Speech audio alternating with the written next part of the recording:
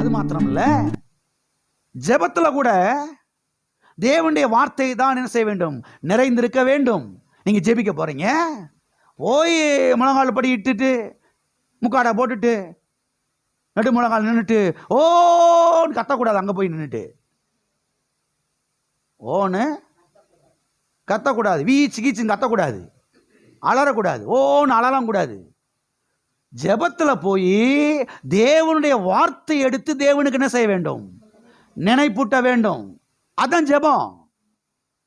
இன்னைக்கு ஜெபம் சொன்ன உடனே கிறிஸ்தவ மக்கள் பார்த்தீங்கன்னா ஓ அவ்வளோ ஒரு கத்த ஆரம்பிக்கிறது. என்ன அவருக்கு என்ன காது கேட்காதா? அவர் காதில் இருந்து பஞ்சு கிஞ்சாறு வச்சு விட்டாங்களா? ஏங்க, நமக்கு காதை கொடுத்தவருங்க, அவர் காது நல்லா கேட்கும். நீங்கள் ஓங்கி சத்தமாக ஜெபம் பண்ணால், மனசுக்குள்ளே ஜெபம் பண்ணால் கூட அவருக்கு நல்லா கேட்கும். சத்தியவேதம் சொல்லுகிறது, உங்கள் வாயில் சொல் புறவாவதற்கு முன்பதாகவே உங்களுடைய தேவை என்னதென்று அவர் அறிந்திருக்கிறார். உங்க எல்லாமே அவருக்கு தெரியும். உங்க பிரச்சனை தெரியும், உங்க போராட்டம் தெரியும், உங்க வியாதி இது எல்லாமே அவருக்கு தெரியும். இப்ப அதுக்கு பதில் என்ன? கர்த்தருடைய வார்த்தை. கர்த்தருடைய வார்த்தையை எடுத்து கர்த்தருக்கு என்ன செய்யணும்? ஜெபத்துல போய் நினைப்பூட்ட வேண்டும். அப்ப ஜெபத்துல எது நிறைந்திருக்க வேண்டும் என்றால், ஜெபத்துல தேவனுடைய வார்த்தை என்ன செய்ய வேண்டும்? நிறைந்திருக்க வேண்டும். ஜெபத்துல தேவனுடைய வார்த்தை நிறைந்திருக்கவில்லை என்றால் அது வெறும் ஜெபமாகத்தான் இருக்குமே தவிர அது வல்லமையுள்ள ஜெபமாக இருக்கவே இருக்காது. அது சாரமுள்ள ஜெபமாக இருக்கவே இருக்காது. சிலருக்கு பார்த்தீங்கன்னா ஒரு பெரிய திருப்தி, 2 மணி நேரம் நான் ஜெபம் பண்ணிட்டேன். 2 மணி நேரம் இவங்க சைடு ஒரு பெரிய திருப்தி, நான் ஜெபம் பண்ணிட்டேன் அவ்வளோதான். பதில் வந்துச்சா? வரல. ஏன் ஜெபத்துக்கு பதில் வரல? ஜெபத்துல தேவனுடைய வார்த்தை என்ன செய்யல? நிறைந்திருக்கல. ஜெபத்துல தேவனுடைய வார்த்தை என்ன செய்யல? அவங்க நினைப்பூட்டல. அங்க போய் இவங்க பிரச்சனை என்ன செஞ்சிருக்கிறாங்க? ஆண்டவரே எனக்கு இந்த பிரச்சனை, ஆண்டவரே எனக்கு இந்த பிரச்சனை, ஆண்டவர் இப்படி, ஆண்டவரே ஆண்டவர் அப்படி, ஆண்டவரே. இதை கேட்க அவர் உட்கார்ந்துருக்கிறாரு. அவருடைய வார்த்தையே அவருக்கு என்ன செய்யணும்? கர்த்தாவே இப்படி செய்வேன்னு சொன்னீங்கல்ல, இப்படி வாக்கு பண்ணியிருக்கிறீங்கள, இதை எனக்கு பண்ணுவேன்னு சொல்லியிருக்கீங்கள, கல்வாரி சிலுவையில் என் தரித்திரத்தெல்லாம் சுமந்துருக்கிறீங்கள, என் வியாதியெல்லாம் நீங்கள் சிலுவையில் சுமந்துருக்கிறீங்கள, என் பலவீனத்தெல்லாம் நீங்கள் ஏற்றுக்கொண்டீங்கல்ல, அப்புறம் எதுக்கு நான் பலவீனமாக இருக்கணும்? அப்புறம் எதுக்கு நான் வியாதியாக இருக்கணும்? நான் சுகம் ஆயிட்டேன். இயேசுவின் காயங்களால் தழும்புகளால் நான் குணமானேன். ஜெபத்தில் போய் என்ன செய்யணும்? இப்படி சொல்ல ஆரம்பிக்கணும். அப்போ ஜெபத்தில் எது நிறைந்திருக்கணும்? அவருடைய வார்த்தை.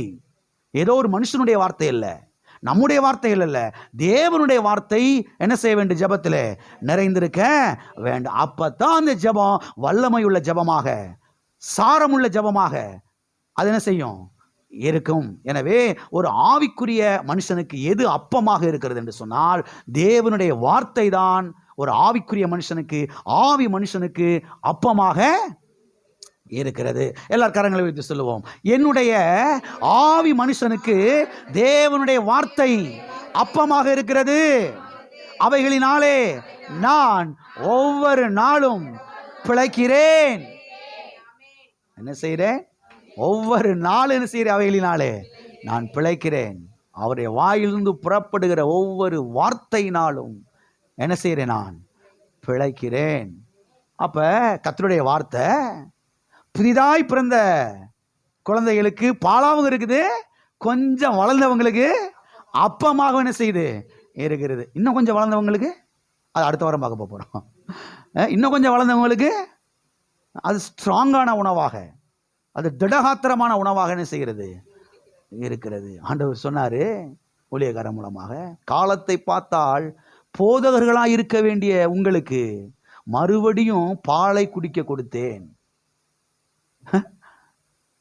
ஒரு பாஸ்டர் லெவலில், ஒரு போதகர் லெவலில் போதிக்கக்கூடிய அளவில் இருக்க வேண்டிய ஆட்கள் இன்னும் பாலை குடிச்சிக்கிட்டு இருக்கீங்களேன்னு கேட்குறாரு. இன்னும் பாலை தாண்டி அப்பத்துக்கு வந்திருக்கணும், அப்பத்தை தாண்டி ஸ்ட்ராங்கான உணவுக்கு என்ன செஞ்சுருக்கணும்? வந்திருக்கணும். இன்னும் குழந்தையா இருக்கீங்களாப்பான்னு கேட்டுக்கிட்டு இருக்கிறாரு. அது என்ன குழந்தை? அடுத்த வாரம் அதை பார்ப்போம். எல்லாம் இருக்கிறீங்களா? அப்போன்ற மனதில் வையுங்கள். என்னன்னா, மனுஷன் பாருங்க, அப்பத்தினாலே மாத்திரமல்ல, தேவனுடைய வாயிலிருந்து புறப்படுகிற ஒவ்வொரு வார்த்தையினாலே என்ன செய்கிறான்? பிழைக்கிறான். அப்ப சரீரத்துக்கு அப்பம் இருக்குது, மனதுக்கு அப்பம் இருக்குது, ஆவி மனுஷனுக்கு அப்பம் இருக்குது. ஆவி மனுஷனுக்கு அப்பம் எது? கர்த்தருடைய வார்த்தை. அப்ப இந்த வார்த்தையை ஜெபத்துல போய் என்ன செய்யணும்? நீங்கள் நினைப்பூட்ட வேண்டும். உங்க ஜெபத்துல வார்த்தையும் ஸ்தோத்திரமும் நிறைந்திருக்க வேண்டும். புலம்பலும் அழுகையும் என்ன செய்யக்கூடாது? நிறைந்திருக்க கூடாது. பக்கத்துல கைப்பிடி சொல்லுங்க. உங்க ஜெபத்துல புலம்பலும் கதறலும் கண்ணீரும் நிறைந்திருக்க கூடாது. உங்க ஜெபத்துல கர்த்தருடைய வார்த்தையும் ஸ்தோத்திர பலியும் நிறைந்திருக்க வேண்டும். ஆமென். அது நிறைஞ்சிருந்துச்சுன்னா ஜெபத்துக்கு கண்டிப்பா என்ன செய்யும்? பதில் வரும். ஆமென்.